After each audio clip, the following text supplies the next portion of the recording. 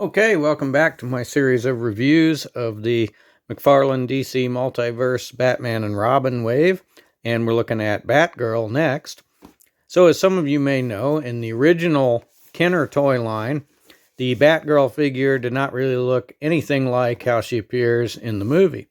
And I think that is a case of the figures being produced before the movie was actually released. There's a couple other characters that suffer from the same fate in that original toy line. You can see a picture here of the original Batgirl figure, and you can see it is kind of a generic suit. It's actually sort of just looks like a copy of Batman's suit. And you'll also notice in that picture that she has a full cowl. So in the movie, she only wears the full cowl for a minute or two and wears it as a motorcycle helmet and then immediately takes it off when she stops riding her motorcycle. So up until now, we haven't gotten any figures that featured Batgirl as she actually appeared in the movie. So this one is notable because it's really the first time that we're getting this suit in figure form. So hopefully it will be cool. Let's go ahead and get her out and see what we think. Okay, so here is Batgirl out of the package, and like the other one, she's a little bit difficult to get out of the package. Lots of those little pieces holding her in there, and of course the cape has to squeeze through a small space. Aesthetically though, I think she looks awesome. I do have a couple small issues. I do like these capes on this series. I think these capes look pretty accurate to the movie. I know some people don't like the plastic capes, some people don't like cloth capes. These are a little bit lighter than some of the other plastic capes we've seen. I think they look pretty good. I think they look pretty accurate to the movie. Her suit is rendered really well. All the details are there. Unlike Batman and Robin, she has a little bit of leathery texture in places, like on the boots and on the torso here. But I do have a couple issues aesthetically with Batgirl here. And one of them, I know why they did this. I can see why they did it, but it does break up the look a little bit. And that's the diaper piece, as it were, here. Unlike Batman and Robin, hers doesn't end at her belt. There's actually a little bit of her torso that is part of that piece. And I see why it was done that way, because if it did end at her belt, this piece would be very thin on the sides, probably prone to damage.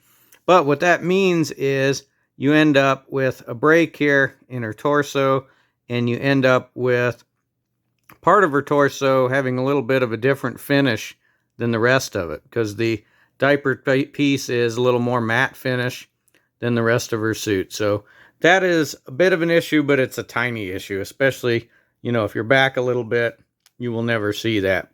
Otherwise, I think the suit looks fantastic. Like I said with Robin and Batman, it looks like it jumped right off of the pages of some of those old coloring books and stuff like that I had back in the day. And it does have the very pointy gauntlet spikes. The other issue, though, that I have is the head sculpt. Now, the head sculpt is good. It looks nice, and it's painted well enough. But there aren't really any angles that evoke Alicia Silverstone to me. I don't really think it looks much like her at all. Not really from any of the angles. The other head sculpts don't look exactly like who they're supposed to be, but there are some angles where you say, oh yeah, that could be George Clooney. This one doesn't really work like that, I don't think. That's not to say it's a bad head sculpt. She looks pretty good. Paint is pretty good, and the hair doesn't look bad. Could maybe use more shading, but there is a little bit of a gradient in color there. So overall, I'm very happy with this for being the first figure of this actual suit that she actually wears in the movie. But I do wish that it looked a little more like Alicia, like the other ones look a little more like their actors.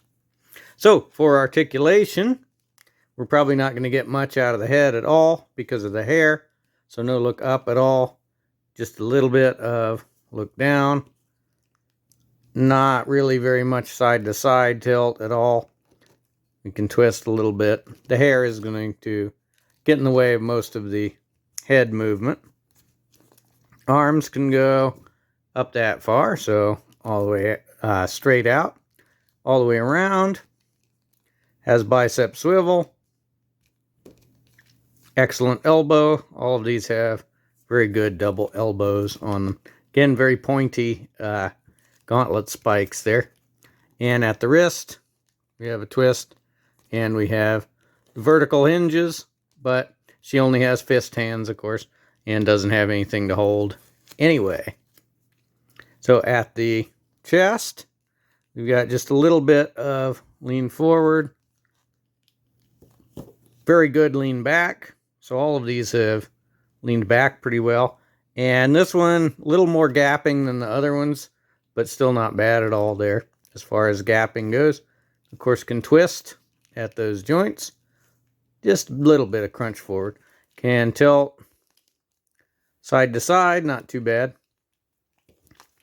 For the legs, go out about that far. And back, pretty good, probably further back than the other ones. And full splits, no problem. And the knees, double knees. Excellent double knees there. And at the feet, point up that far. And down that far. And has toes. And probably, if we twist it here, you might get some movement there. Not too much, it seems like, as far as rocking the ankles goes. However, it seems that she doesn't have too much trouble standing up, even with these chunky heels here. So that's not bad at all. So articulation is pretty all right, I'd say. As good as any of the other ones. I think we'll get some good poses. As far as what she comes with, she comes with the card, of course. The card that will help you to see that the face doesn't really look like her. And the stand. And as I've mentioned before, I generally don't take those off. And then she comes with Arnold's head and shoulders. See, and that is a pretty decent Arnold. So, you know, they can do head sculpts that look like the person. And then the freeze gun. So we will look at all of the Arnold parts at the end, of course. Look at all of them together when we build them. Okay, so let's do some size comparisons next. Okay, for size comparisons, here are Batman and Robin. So I think those are sized pretty appropriately. Batgirl is a little bit shorter than Batman and Robin. So I think that is great. I think she is sized well. And you got to admit, these three look awesome together. Get these three in a great pose on your shelf. And they really look great. Regardless of what you think of the movie, these three figures together, I think, look awesome. Here is Marvel Legends Cersei. So, of course, in the 6-inch scale. Here is a typical 12-ounce beverage can. And as always, here is John Cena. All right, so stay tuned for a minute, and I'm going to do some dramatic poses and show you some of those. But overall, very happy with this Batgirl. She stands up really well, which is more than you can say for a lot of figures. And again, as I mentioned, it's the first figure we have of this suit from the movie. I do wish it looked a little bit more like Alicia Silverstone, but she still looks fantastic together with the Batman and Robin. So like I said, stay tuned for some dramatic poses and come back to see Poison Ivy and Mr. Freeze in my upcoming videos.